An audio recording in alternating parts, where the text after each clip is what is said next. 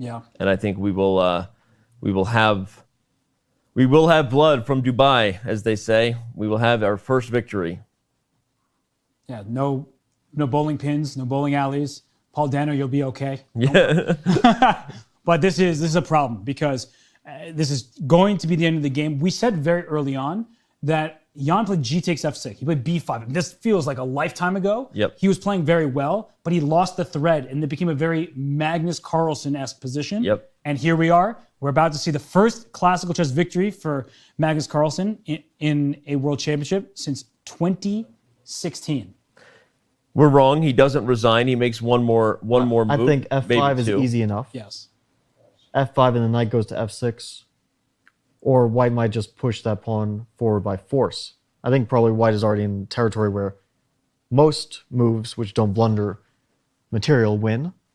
Black's queen will go to G1. Magnus has chosen F5. White can play rook to D7 to start with. Or I think probably knight F6 also does the trick. Yeah, knight F6 threatens E7, and there's no way to deal with it. Well, there's a lot of checks, so it gets a bit concerning. As long as the king can hide, which I think there's a path. Because there's queen H6 in the end there, but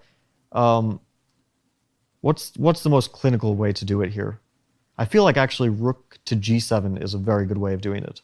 Because that threatens E7 just as much, because the rook gets out of the way. Oh, knight G7. That's the easiest. That's even nicer. He's the highest king on the same idea as the knight on F6, and that it threatens E7, everyone, but this actually keeps the much easier escape route for the king. So the king's actually going to go to G8.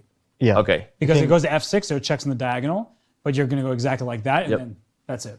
I think this is the moment to resign. Wow. And, I mean, for Jan Nepomniachtchi, this is a brutal moment. Because in the first 5 games of the match, he was the one with more chances. Yep. And in this game, he also had his fair share of chances. He was the one who kept the queens on, tried to play. And then the imbalance that he created. And yet here we are, the rook, the knight, the 2 pawns.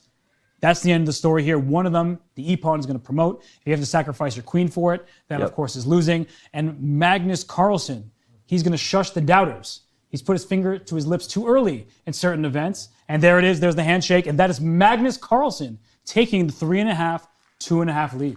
The first decisive game in more than 5 years of classical chess for the World Chess Championship. My knight to G3 is kind of tough. Yeah, nice. But if instead of 26 or 25, I mean 27, so we 5 immediately. When it became tricky, I sometimes did it.